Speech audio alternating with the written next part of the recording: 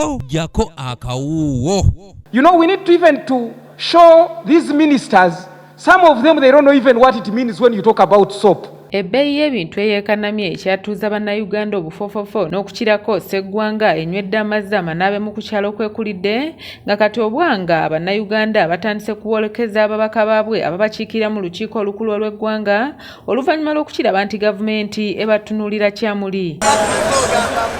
Omubaka wa Nakaseke South Honorable Paulson Semakula Lutamaguzi abulidde palamenti nti Nakaseke gyakiikirira omuti gwa sabbuuni gugula $1,100 ssaako n'ebintu ebirala ebikozesebwa mu bulamu obwa bulijjo era ng'ono yeegatiddwako ababaka abalala okuteeka gavumenti ku nninga ennyonnyola eggwanga waweeyimiridde okutaasa bannayuganda embeera eno. Madam Speaker, we majority of us represent a common man, especially us who come from rural areas.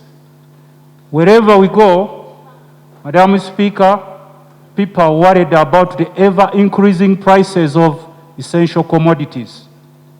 Currently, in my constituency in Nakaseke, a bar of soap costs 11,000 shillings. It is very unfortunate that one of the things that took my president to the bush in 80s,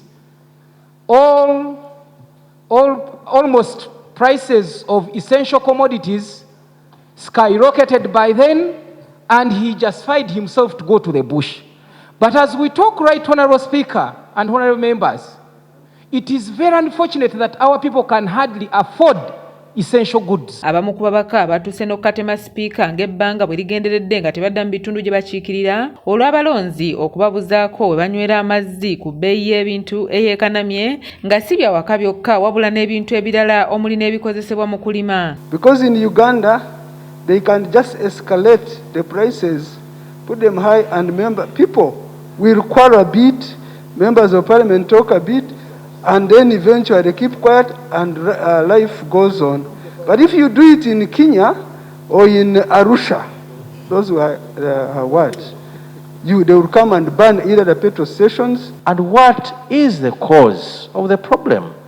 Ugandans will feel very happy, Right Honorable Speaker, that while prices are skyrocketing on every item, by the way, the Parliament of Uganda is doing something about it, is speaking something about it. Abaka bagamba nti batutte akaseera nga boogera ku nsonga eno wabula nga gavumenti efuuse kyesirikidde nga nabwekityo nampala wa gavumenti Honorable Thomas Tayebwa akakasizza palamenti nti sabbiiti ejja gavumenti yakuvaamu omwasi. But Right Honorable Speaker, recall that this matter was raised by, I raised an issue last week as part of the reason why we have this increase in the price of soap and cooking oil, and the manufacturers are attributing this partly due to the import duty.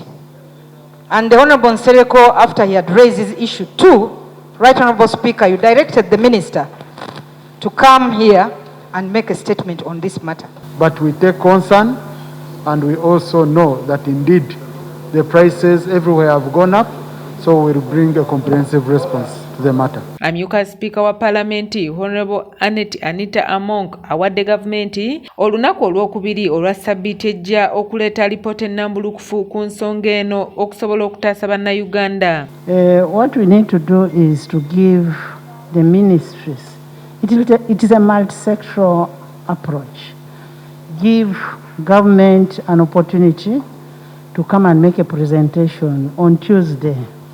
Let's give them time to prepare so that they can be able to prepare on the action that is being taken, not just lamentations. Almost everything has doubled the price.